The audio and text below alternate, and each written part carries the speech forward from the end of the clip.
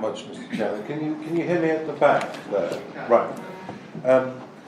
Well, I've got lots to say about the sort of immigration I hope we have in the post-Brexit world during the course of this discussion and debate. But before I come on to those, I'd just like to say something which I feel very strongly about. I'm the first ever Polish-born British Member of Parliament. So I'm an immigrant to this country myself.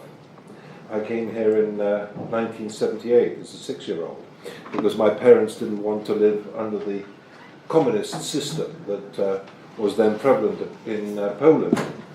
And my decision to vote for Brexit, bearing in mind my European links, was really a very difficult and fraught process that one had to make.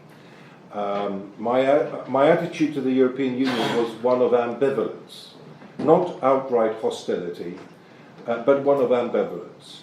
But it was the renegotiation process which took over a year, and when Mr. Cameron brought back what I perceived to be a fig leaf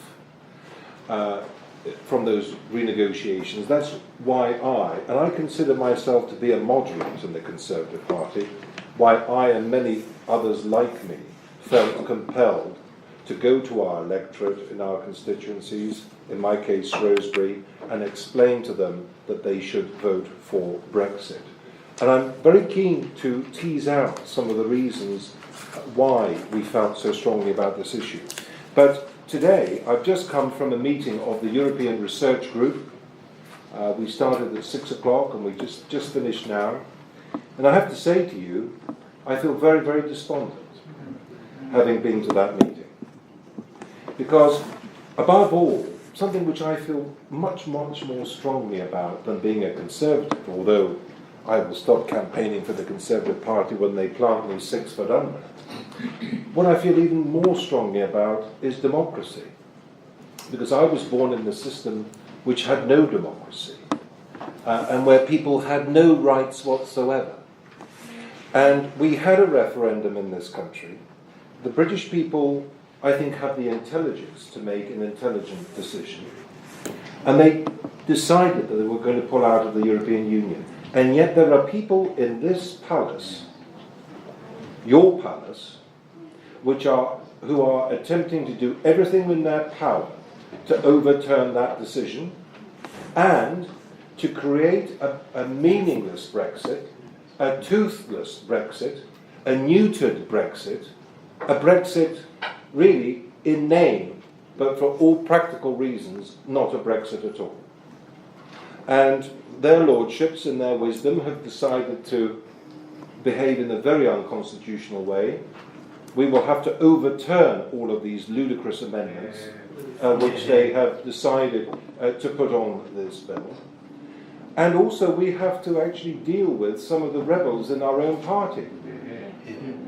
I have to say to you, for me, I intrinsically believe that pulling out of the European Union means pulling out of the single market, pulling out of the customs union, and negotiating a free trade agreement with them, but not allowing ourselves to be shackled to this structure anymore. And I will end my preliminary remarks by saying this. No country in my lifetime, and I was born on the day we joined the European Economic Community, on the 24th of January 1972, no country in my lifetime, no sovereign nation state, no sovereign European nation state has actually taken on the elites in Brussels and won. Never. What we are attempting to do is the first in history. Of course, in the referendum in Denmark, in Ireland, in France, the people got the decision wrong, and they were told to think again.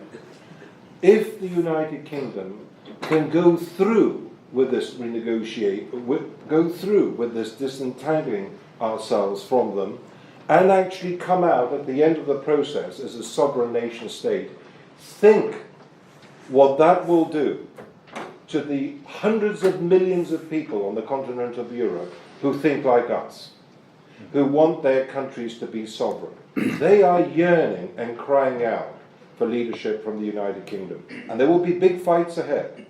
Trust me. Poland, the country of my birth, is compelled to adopt the euro by treaty.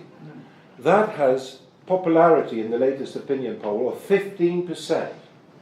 Only 15% of the Polish people want to abandon their currency. But it will come. Berlin and Brussels will tell them they'll have to abandon their own currency. Equally also of concern to us will be the creation of a single European army, which they will try to foist on these countries, pushing away NATO countries like ourselves and America. So if we cave in, the signal will be, if a permanent member of the UN Security Council, the fifth largest economy in the world, can't take on the European Union, there is no hope for you. You better comply and just go along with the supranational federalist system which they want to impose on us. So the stakes, ladies and gentlemen, could not be higher, not just for our own country, but for the whole makeup and shape of the future of the continent that we live on. Thank you.